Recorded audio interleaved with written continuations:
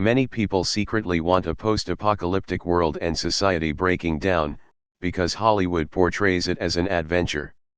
In reality it'll be horrible as fuck. The recent virus stuff is underlining my point. Yes, it's a real disease and has real implications, but people are blowing it out of proportion and hyping it because they think it'll be exciting, like something out of The Walking Dead. People at my workplace excitedly talking about what it will be like if society falls apart and we devolve into tribes. Media is 24/7 playing images of grim-faced soldiers, guys in hazmat suits, deathly sick-looking patients in hospitals, etc. Do you know what an actual post-disaster community will be like? First of all, you'll probably be one of the 90% of people who die within the first month.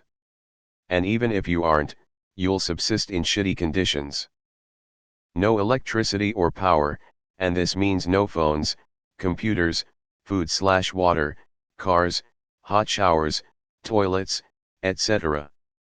Goodbye any form of meaningful communication or entertainment. You can read books and masturbate, to your imagination of course, because again no technology. If you have a soccer ball I guess you can kick it around, not that you'll actually have leisure time, because maintaining a small community with no outside help takes lots of work. Peasants used to toil for 14 hours a day. Most of you have no marketable skills, so that'll be you, unless you're one of the few people with specialized skills or are genetically blessed by being one of the stronger and bigger guys who can boss others around and will make up the upper class. If you have any conditions requiring medication, your lifespan will be measured in months. Natural selection is back in business, baby. The world doesn't have time for your diabetes type 1 or your asthma.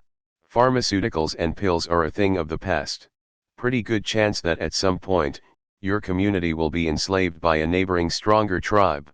Good luck washing the enemy chieftain's butthole every day for the rest of your short life. Speaking of enslavement, women should be especially terrified. Women's rights will be the first thing to go. In a world without order, might makes right. And any female out there is going to find herself subjugated either by the men in her life or an invader. Your worth will be entirely dependent on household skills and raising children. There are doomsday preppers with a year's worth of food and supplies jerking off in their underground bunkers right now going see. I was right. Everyone that I knew growing up thought that living in Fallout would be cool, without realizing that living in Fallout would not at all be like playing the protagonist, and more like playing one of the random filthy, emaciated, ill-tempered villagers that the protagonist kills on a whim. Most PPL lack the survival skills to last a week in a broken world. And for everyone who wants zombies and think they have the perfect plan, no, you will most likely not be able to meet up with your friends, your parents and children will die. You better pray they're not 28 days later zombies, because most PPL are way more out of shape than they realize. I am ready to murder and eat my neighbors. Been stocking up on salt. Who the hell actually thinks that a doomsday world would be a good idea? Sure, it's fun to think how we'd manage, but actually believing it would be a grand old time is ludicrous. People overestimate their capabilities so damn much. Everyone believes they will be the minority to survive, but in reality they'll be dead majority. If you have any dependents you've lost already. Anthropologists estimate that hunter-gatherers did about 35 hours a week of actual work and had a great deal of leisure time. The reason peasants suffered so much is because of agricultural society, which provided food to feed more people but resulted in most of the populace having a poor quality of life. You'll probably be one of the 90% of people who die within the first month. Okay, so where's the problem here? No, we don't. I like my hot tub and Starbucks. I think most people secretly just want to have a week off guilt-free for once. I thought the Road Warrior had a pretty cool gig, but then I realized he would not be able to go into the dentist every 6 months. Maybe with 90% of the population dead I can finally find a job. I don't perform 100% if I miss 2 meals in a row and well hydrated with 8 hours of sleep. Imagine eating drinking once every other day and trying to fight someone you're not in shape on your best day. Those people need to imagine how miserably weak and hungry they would be gallivanting around as an apocalyptic hero, considering they even survived the initial catastrophe. I always wanted to experience that sort of life until I watched Book of Eli. Nah mate, I'm not cut out for that shit. Who the hell finds this an unpopular opinion? If you want a decent depiction of a post-apocalyptic world, then watch The Road. Extremely bleak and depressing film. While you were typing this comment, I was studying The Blade. I would just go around yelling Carl while wearing a sheriff's outfit to really fuck with people. Joke's on you, I have a flash drive filled to the brim with porn and a generator. All kinds of porn. When society collapses, you can pay to masturbate to my porn collection.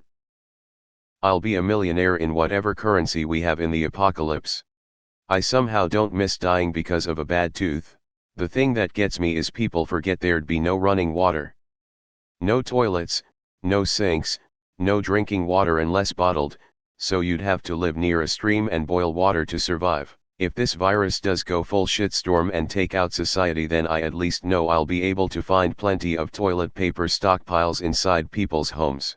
I'm just worried about some paranoid dude going out and trying to kill somebody because we might be out to get them. Imagine dying from a fucking toothache. Okay, but can I wear a cowboy hat while I'm doing all that? Dwight Schrute's perfect fantasy. Most everyone knows this though, most people are joking about it and know the cool adventure wouldn't actually be what happens. It's just fun to think / joke / talk about though. People with shitty lives naturally want to watch the world burn. Their apathetic mentality will also make them easy targets once SHTF. It'll be like WW1, the soldiers thought it would be cool when they signed up, but it won't be what they expected. Social contract might be a made-up theory, but damn if that's efficient. People don't realize what the law of the fittest would mean for them. But the thing is, it's temporary. It has been temporary in the past and it will be in the future. People will always seek for law and order. That might not be as we know them now, but there will be law and order nonetheless. I hate and appreciate being reminded how fragile our world is. Goddamned right. Not an unpopular opinion with me. That said, it would have to be some extinction level apocalyptic shit for all that to happen. If that's the case, I'd rather be dead. Survival of the fittest. Most aren't fit. It would suck for sure, but you're overestimating how long people worked in the past. Peasants didn't come near 14 hours a day. https://www. lovemoney.com/gallery list/84600/ How many hours did people work in history? We're working longer hours now than at any point in history, except for slaves.